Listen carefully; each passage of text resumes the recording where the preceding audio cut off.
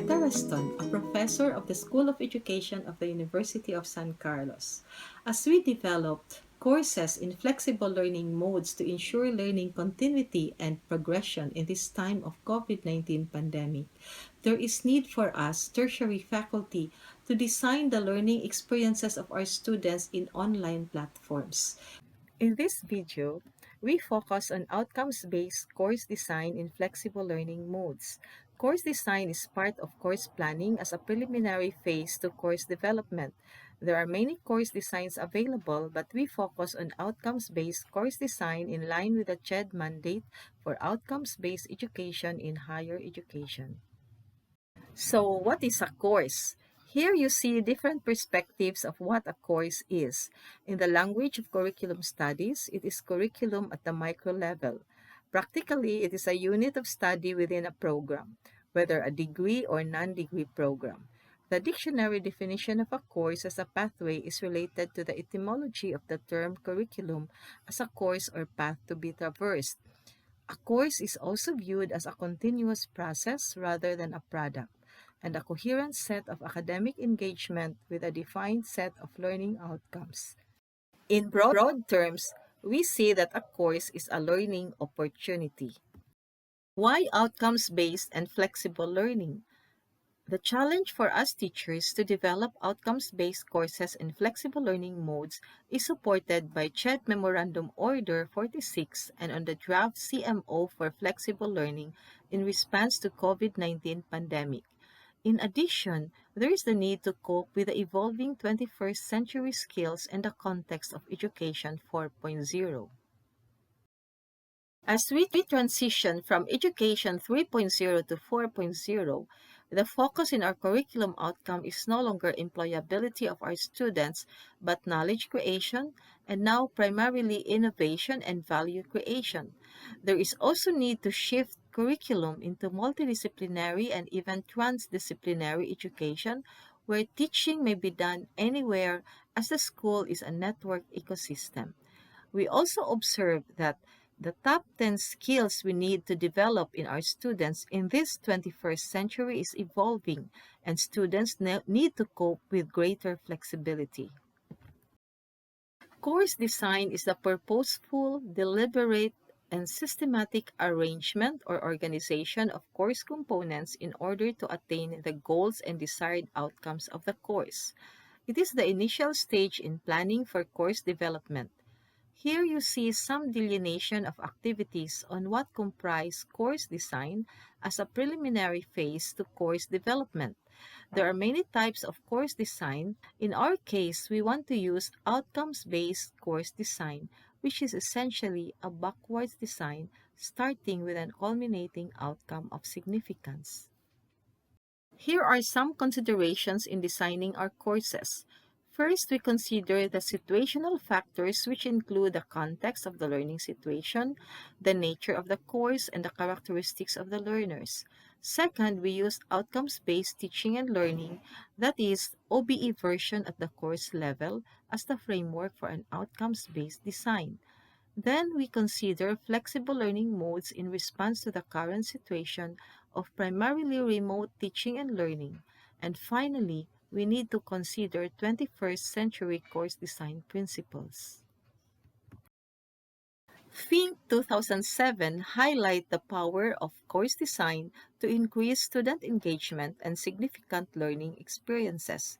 He proposed the Integrated Course Design ICD, which considers the interaction of significant learning goals, engaging learning activities, and informative assessments as continuously aligned to maximize significant learning.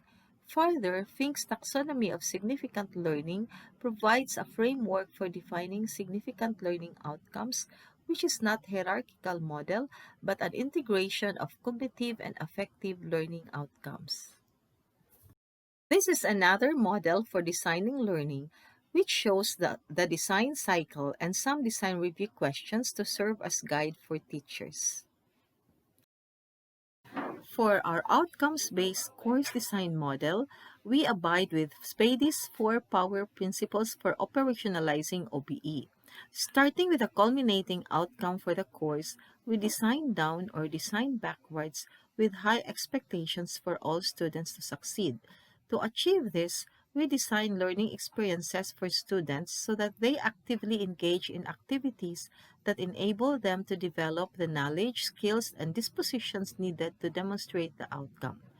Further, the design includes expanded learning opportunities in order that all students will succeed regardless of their individual differences. According to Spady, the dimensions of opportunity that may be expanded include time, methods and modalities, operational principles, performance standards, curriculum access, and structuring. Also, at the level of the units within courses, we apply Big's OBTL model of constructive alignment, such that all teaching learning activities and assessment tasks are designed to enable students to develop the needed competencies to demonstrate the intended learning outcomes.